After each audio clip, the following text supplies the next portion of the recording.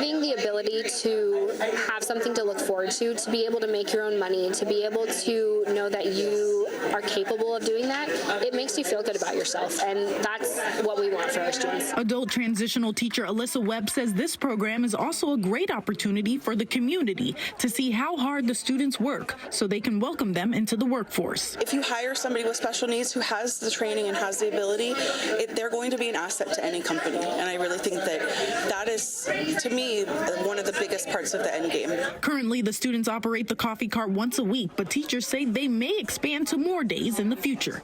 Ashley Mackey, ABC 7 Eyewitness News. If you have an All Good News story we should hear about, tell us at ABC 7 All Good News Facebook page. And thank you for joining us. Tune in for Eyewitness News at 11 o'clock tonight. Let's go to World News Tonight with David Muir. Have a good night.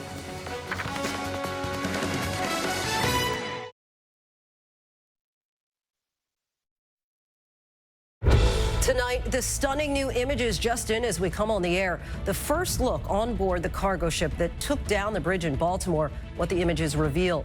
The former billionaire sentenced in one of the worst cases of financial fraud in American history, and what has 4 presidents, past and present, in New York tonight. First, that video coming in now aboard the cargo ship that crashed into the Francis Scott Key Bridge in Baltimore. ABC News also getting a close-up look at the twisted steel, the bridge lying across the cargo ship, the massive crane arriving today. What the data recorders reveal about the chilling moments leading up to the catastrophic collision. FTX founder Sam Bankman-Fried sentenced to 25 years in prison, guilty of masterminding a multi-billion-dollar fraud scheme.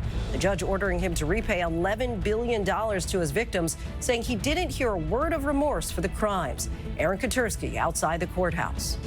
Tracking storms on both coasts tonight, heavy rain and flood watches from North Carolina to Maine.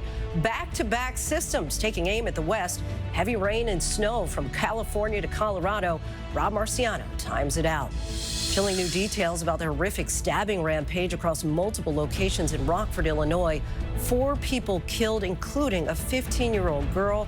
Her mother says she died protecting her sister and a friend. Alex Perez with new reporting. The race for the White House tonight, President Biden joined by former Presidents Obama and Clinton for a show of force against Donald Trump and a record-breaking $25 million fundraiser at New York's Radio City Music Hall.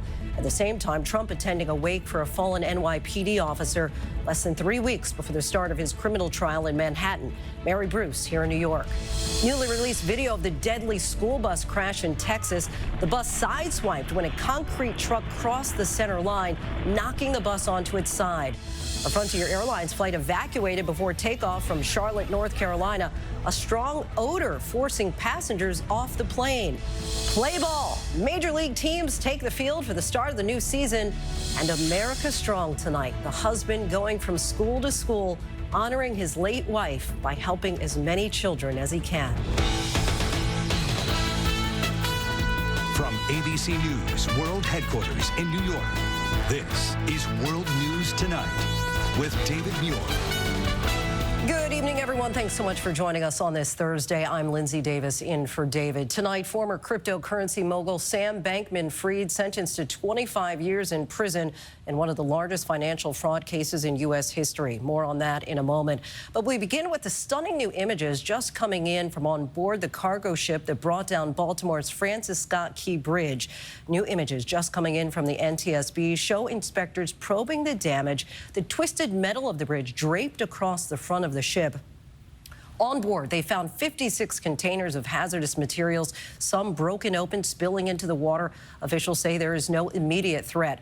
Our team out on the water today with the Army Corps of Engineers who are leading the recovery operation. Cranes are on the way to clear the debris and tow the ship away, and then to recover the bodies of the 4 missing construction workers trapped underneath. ABC's Elizabeth Schulze on the scene tonight. Tonight, a first look inside the cargo ship that crashed into Baltimore's Francis Scott Key Bridge.